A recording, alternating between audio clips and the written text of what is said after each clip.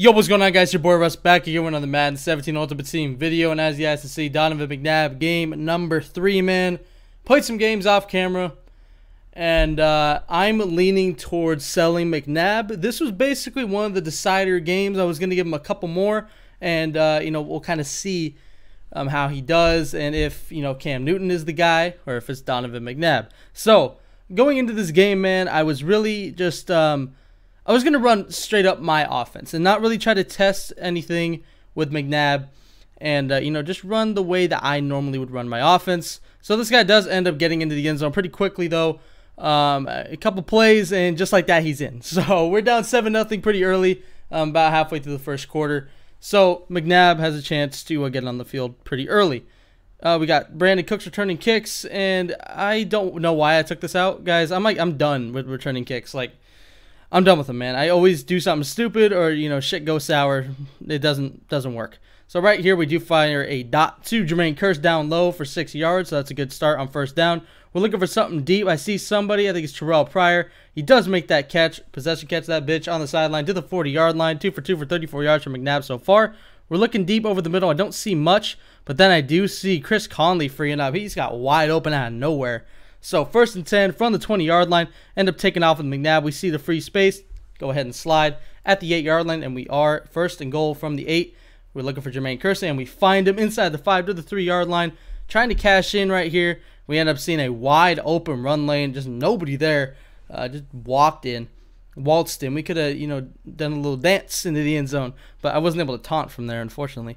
But we do end up getting in, tying the game up pretty quickly. Definitely quicker than he scored on his drive, but what are you going to do? So basically, coming out on his second drive, he liked to do a lot of short shit and then kind of try to catch me off guard deep. Right there, I do end up stopping his little drag route on 3rd and 2. 4th and 2, he does go for it, and he hits me off guard. That was actually a good play call. Hits him with the inside zone with LaShawn McCoy, and just like that, he gets a first down. So 1st and 10, I'm so close to the bait right there, man. I don't know how many times I got super close to picking this dude off. It was a lot, man. It was a lot. So 1st and 10 from the 38 for him. Under 2 minutes left now. He does fire a dot. Now that's what I'm talking about. He has a lot of short routes, but then he will occasionally chuck it down the middle. And right there, possession catch. I think that's Odell Beckham Jr. Gets to the 1-yard line, and he does end up cashing in on 1st and goal with LaShawn McCoy. And just like that, we are down by a touchdown again. He almost misses the PAT. It actually hits off the upright and goes in. Just our luck. So right here, I do end up go ahead and stopping and taking a knee. I'm done with returning kicks. The only way I'll return them is if I have to, really. Right there, we do end up finding Jermaine Kearse. He doesn't get much because he didn't, well, he kind of ran backwards. So we end up gaining 3 instead of about 10.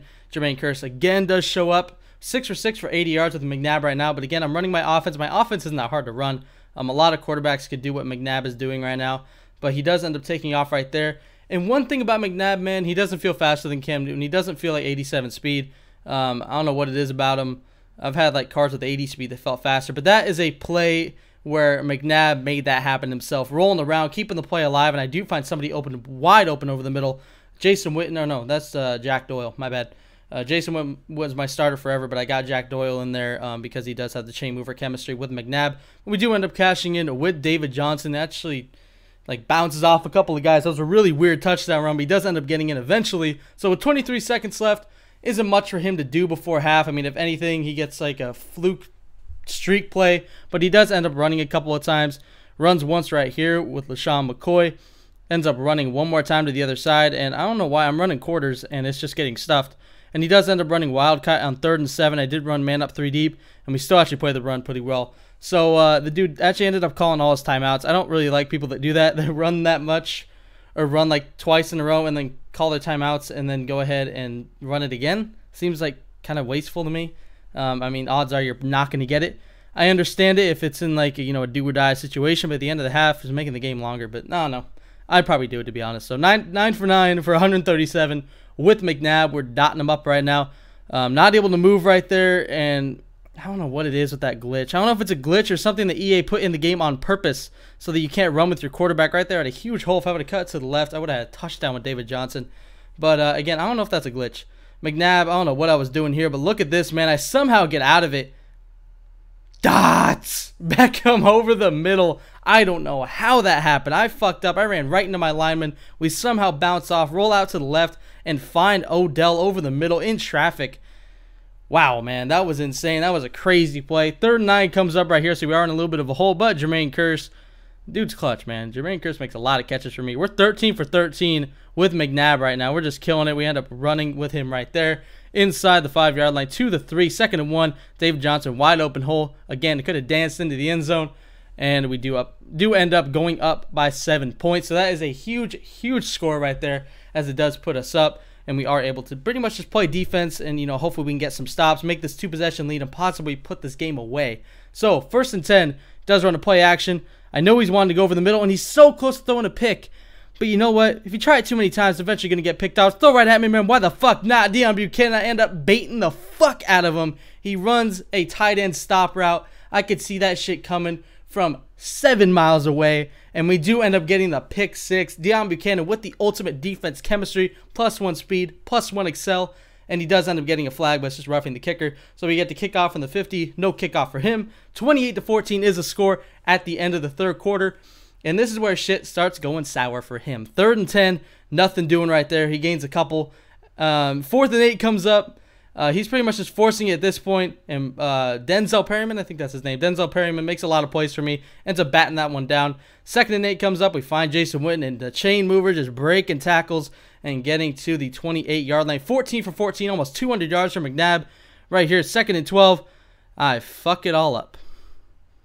Leave it to me, man. 14 for 14. I literally could just run this game out, but just throw right at me. Oh, I fucked up my saying. I never do it. Or I sometimes do it. Anyway, just throw right at me, man. Why the fuck not? 2-time, we do end up getting the ball back, but then we give it right back to him. Chris Harris Jr. does end up picking it off. So after starting 14 for 14, we're 14 for 16 with 2 picks. I mean, the deep throw was kind of McNabb's fault. He didn't really put it, where OBJ could get it. The first one was my fault. That was dumb. I shouldn't have thrown it. 4th and 9 comes up for him, and that will pretty much do it as 8 seconds left. The game is pretty much over. I end up just trying to deep throw with McNabb, and he overthrew it.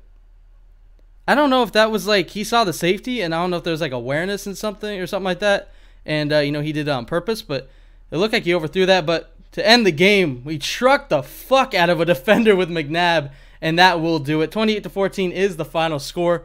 We ended up getting a user pick to pretty much seal the game.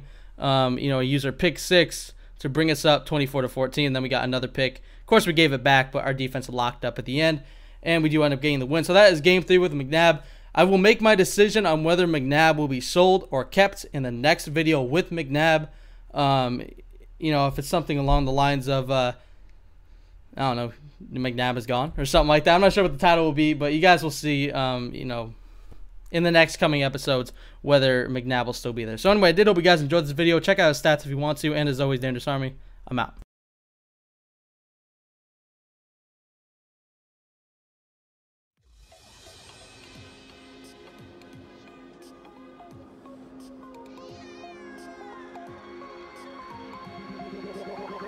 Like a Hellcat.